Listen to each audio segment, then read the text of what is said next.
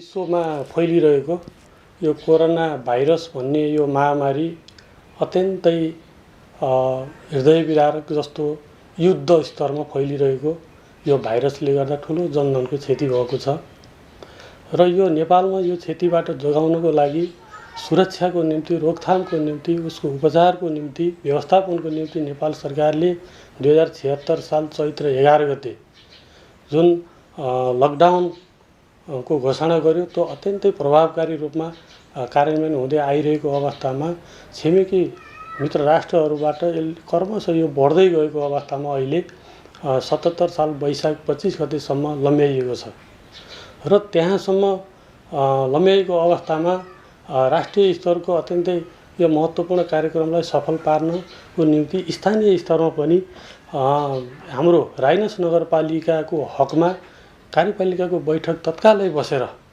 यसको रोकथाम गर्ने, यसको नियन्त्रण गर्ने, यसको व्यवस्थापन गर्ने, राइनसवासी नगरवासीहरूको जीव धनको मुख्यतः सामाजिक क्षेत्रका विकासका क्षेत्रहरूमा चाहिँ यसलाई कसरी नियन्त्रण गर्ने र यो भाइरस मुक्त कोभिड-19 मुक्त नगरपालिका यसलाई बनाउनको निम्ति लागि परेको यो अभियानमा राइनस नगरपालिका अत्यन्तै उत्साहका साथ यहाँका जिम्मेवार पदाधिकारीहरू, नगर प्रमुख, उपप्रमुख, वडा अध्यक्षहरू, कार्यपालिका सदस्यहरू, हाम्रा जिम्मेवार कर्मचारी साथीहरू, हामी सबै त्यो अभियानको विरुद्धमा यो कोभिड-19 को विरुद्धको अभियानमा हामी जुट्यौँ र जुट्ने क्रममा हामीले जसरी हामीले कार्यपालिकाबाट एकमतका साथ यो कोभिड-19 को विरुद्ध अगाडि बढ्ने क्रममा हामीले त्यो गरेको निर्णयलाई कार्यान्वयन गर्दा गाउँ गाउँमा 10 वटा वडा छन्, 10 वटै वडामा माइकिङ गरेर टोल टोलमा, गाउँ गाउँमा, बस्ती बस्तीमा यो रुगा खोकी ज्वरो र यो कोभिड-19 का लक्षणहरूका विरुद्ध तुरुन्तै लक्षण देखिन साथ हाम्रा 10 वटै वडामा रहेका स्वास्थ्य चौकीहरूमा सम्पर्क गर्ने र त्यहाँ औषधि उपचारको व्यवस्थापन मिलाउने यी कामहरू हामीले गर्यौँ र अहिले तत्कालै स्वास्थ्य चौकीहरूमा तुरुन्तै औषधि उपकरणहरू पर्याप्त नभए पनि तत्कालै व्यवस्थापन काठमाडौँ र पोखराबाट हामीले खरिद गरेर तत्कालै त्यसको व्यवस्थापन क्रमशः गर्दै गयौँ र सबै स्वास्थ्य चौकीहरूमा यो पिपी सेट, मास्क, सेनिटाइजर, थर्मोगन लगायतका चाहिँ यो उपकरणहरू प्रत्येक स्वास्थ्य चौकीमा उपलब्ध गराएका छौँ र यही गराउने क्रममा हामीले औषधि उपचारमा संलग्न चिकित्सकहरू, स्वास्थ्यकर्मी साथीहरूको निम्ति नगरपालिकाले 11 लाखको बिमा कोषको स्थापना पनि गरेको छ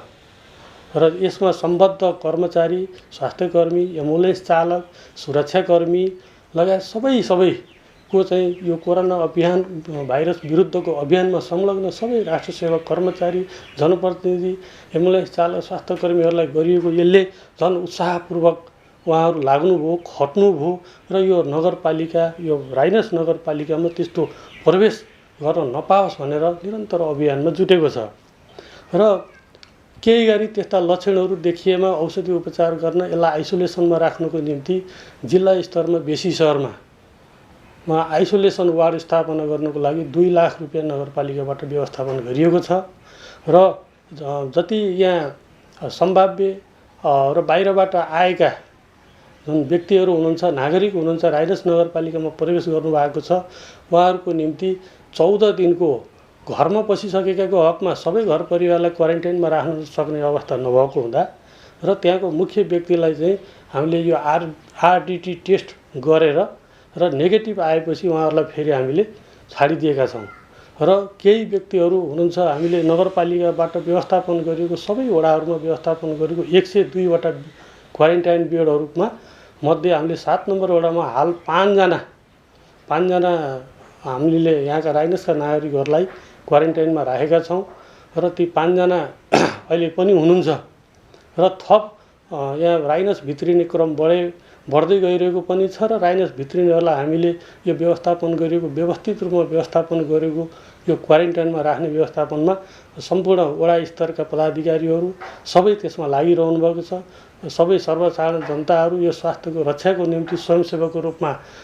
हरेक चोक चोकमा हरेक उसमा के अरे सीमामा उहाँहरू खट्नुभएको छ। उहाँहरूलाई हामीले पिपिई सेटहरू आवश्यक सामग्रीहरू उपलब्ध गराएका छौँ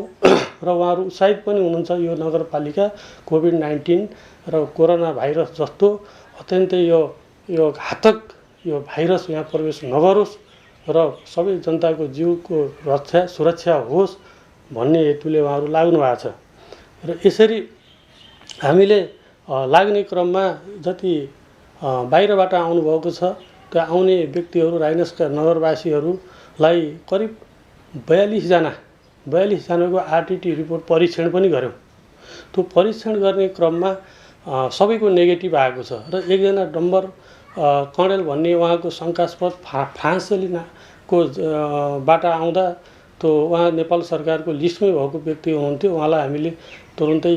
जिल्लास्थित सामुदायिक हस्पिटलमा हामीले पठायौँ र त्यहाँको उहाँको स्वाब परीक्षणको निम्ति काठमाडौँ पठाएपछि त्यो नेगेटिभ आएपछि र जिल्लाका 3वटा मध्येमा त्यो पनि एउटा राइनस नगरपालिकाबाट पठाएको आएपछि सर्वसाधारणहरू ढुक्क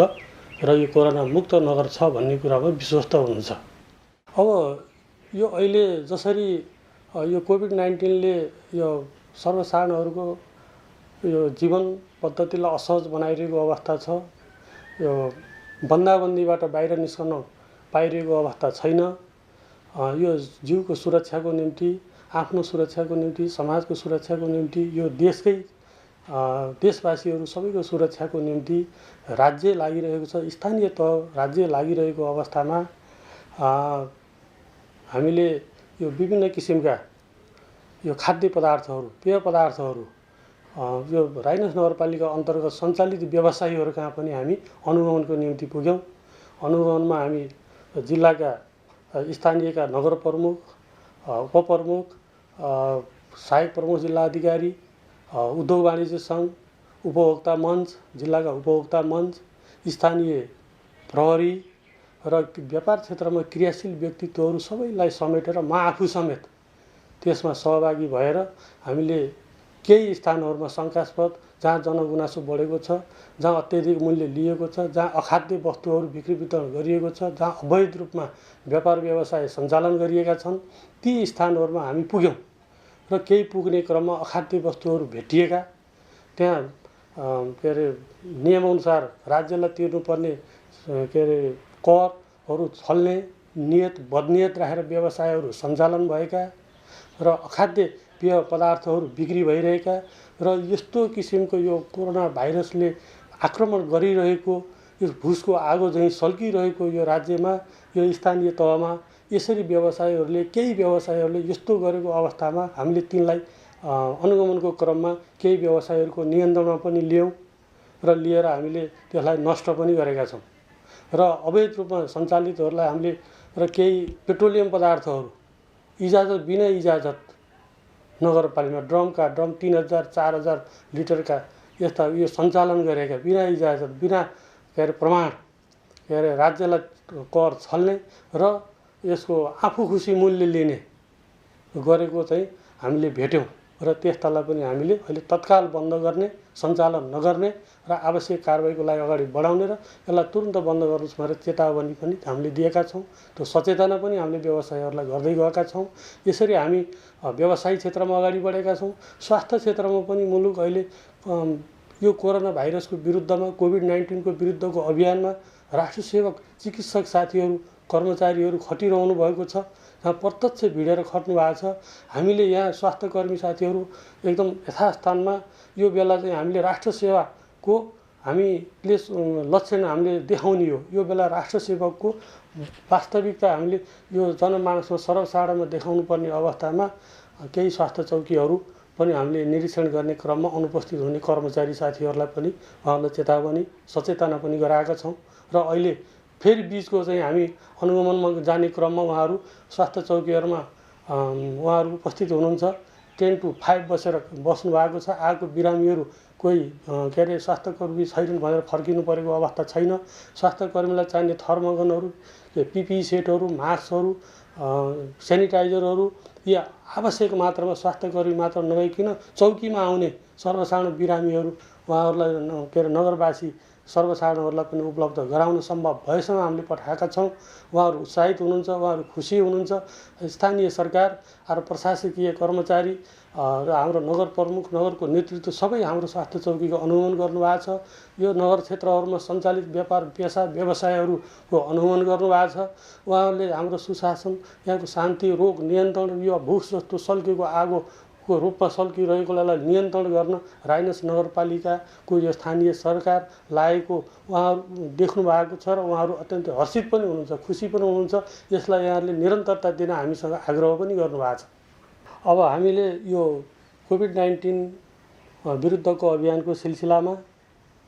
राहत वितरण सम्बन्धी मापदण्ड नेपाल सरकारले बनायो। राहत वितरण सम्बन्धी मापदण्ड 2076 को उसमा रहेर हामी कार्यपालिकाको बैठकबाट निर्णय पनि गरेर यो राइनस नगरपालिकामा लमजुङको राइनस नगरपालिका जुन चाहिँ ग्रामीण क्षेत्र हो, अधिकांश ग्रामीण क्षेत्र छ, यो सहरीकरण उन्मुख छ, यो विकासोन्मुख नगरपालिका हो र यसको निम्ति यहाँ थुप्रै बाहिरबाट मजदुरहरू, ज्यालादारीमा काम गर्ने मजदुरहरू आएका छन्। मजदुरहरू खटिएर काम गरेका छन्। दैनिक ज्यालादारीमा काम गर्ने मजदुरहरूको रोजीरोटीको अवस्था सङ्कटमा परेको थियो र त्यो सङ्कटमा परेको अवस्थालाई र यहाँका अति गरिब विपन्न त्यस्ता क्षेत्रका व्यक्तिहरूको पहिचान गर्ने हामीले वडामा खाद्यान्न आपूर्ति समिति गठन गऱ्यौँ। त्यो खाद्यान्न वडा अध्यक्षको संयोजकत्वमा 5 सदस्यीय खाद्यान्न आपूर्ति समिति गठन भयो। त्यो आपूर्ति समितिले आफ्नो वडाको सबै यो मजदुरहरू, अति गरिबहरू, विपन्नहरू, यिनीहरूको लगत तयार गर्नुभयो उहाँहरूले र त्यो गरेको लगत तयार गरेको आधारमा खाद्यान्नको हामीले लिस्ट बनाएर खाद्यान्न यो राहत वितरण मापदण्ड 2076 भित्र रहेर त्यसको सूची तयार गरेर राहत वितरण पनि हामीले यहाँबाट गऱ्यौँ र 103 जना बाहिरबाट आएका ज्याला मजदुरी गर्ने र इटाभट्टीमा काम गर्ने 174 जना गरी हामीले अति विपन्न गरी हामीले टोटल 1614 जनालाई 14 घर परिवारलाई हामीले राहत वितरण गरेका छौँ। त्यो राहत वितरण त्यो मापदण्ड अनुसारको चामल, तेल, नुन, चिनी, साबुन, केराउ, दाल यी लगायतका चाहिँ हामीले खाद्य पदार्थहरू उहाँहरूलाई हामीले वितरण गरिसकेका छौँ र केही छुटेका र केही त्यस्तो किसिमको राहत वितरण गरेको राहत सकिएर चुलो बल्न नसकेको अवस्थाको पनि पहिचान गरेर बीचमा हामीले त्यो राहतको व्यवस्थापन सम्बन्धित वडा मार्फत गरेका छौँ र यो राहत त हामीले वितरण गरेका छौँ। अब यहाँ सर्वसाधारणमा जनमानसमा जोडिन्छ राहत खरिद, स्वास्थ्य सामग्री खरिद यी लगायतका व्यवस्थापनमा केही अनियमितता छ कि भन्ने कुराहरूमा हामी ढुक्क छौँ। यसलाई अनियमित कहीँ भएको छैन, यसको दुरुपयोग भएको छैन। यसलाई पारदर्शी रूपबाट हामीले त्यसलाई व्यवस्थापन गरेर सम्बन्धित व्यवसायीहरूबाट माग गरेर सम्बन्धित वडाहरूमा नै सप्लाई गरेर सम्बन्धित वडा अध्यक्ष र खाद्य आपूर्ति समितिको अनुमोदन निर्णयको आधारमा हामीले भुक्तानीको व्यवस्था पनि मिलाएका छौँ। स्वास्थ्य क्षेत्रको हकमा पनि हामीले सम्बन्धित व्यवसायीहरूबाट यो खरिद ऐन सम्बन्धी ऐन नियम कार्यविधि अनुसार हामीले अगाडि बढाएका छौँ। यो प्रक्रिया पनि अगाडि बढाउँदै सप्लाई पनि गर्दै यो प्रत्यक्ष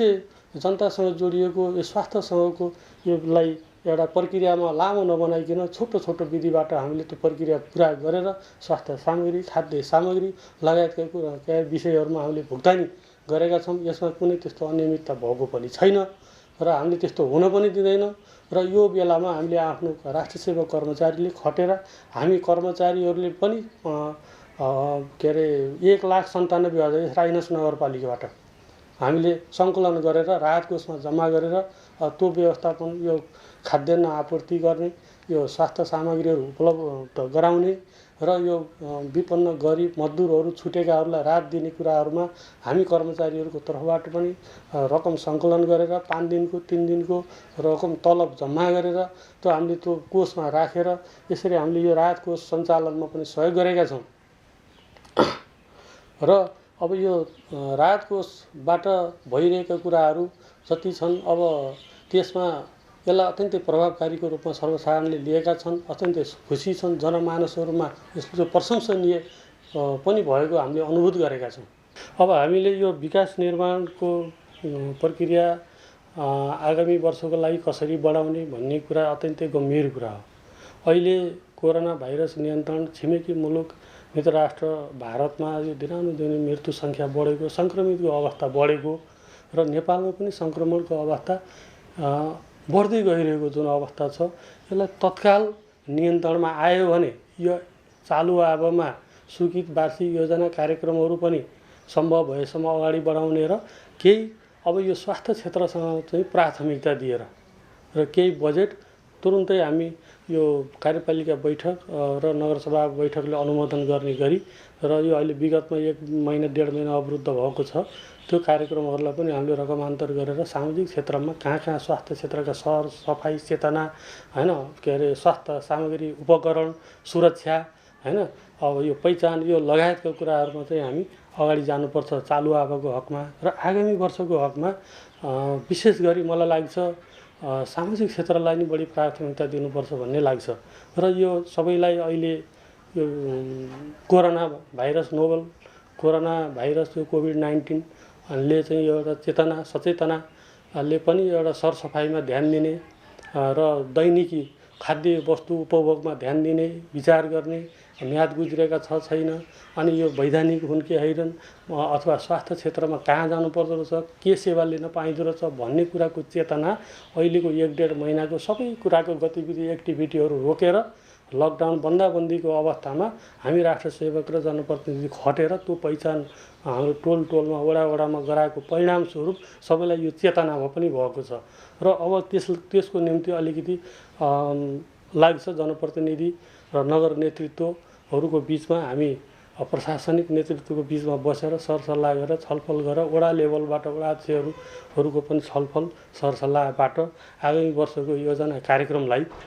र यो सर्वप्रथम यसलाई चाहिँ शैक्षिक क्षेत्रमा जुन अवरुद्ध भएको छ शैक्षिक क्षेत्रको यो परीक्षा सञ्चालन कसरी गर्ने, परीक्षा सञ्चालनको निम्ति लगानी कसरी गर्ने, अनि अहिले चाहिँ तपाईको जति पनि छ यो विशेष प्रविधिसँग सम्बन्धित छ, यसलाई प्रविधिलाई पनि अगाडि कसरी बढाउने हैन। अहिले विश्व जगत चाहिँ प्रविधिमा जोडिएर विद्यालय नै आउनुपर्ने अवस्था नराखिकन सम्बन्धी घरमा अभिभावकहरू घरमा बसेर त्यहाँ नेटवर्किङको व्यवस्थापन गर्ने, computer, laptop, mobile, screen touch यसको व्यवस्थापन र यसको उपलब्धता यसको एक्सेस कसरी गर्न सकिन्छ भन्ने विषयमा स्थानीय राइनस नगरपालिका केन्द्रित हुनुपर्छ र विकासको निर्माणको बजेट र आवागमनको लागि सहज गर्ने। यो अहिले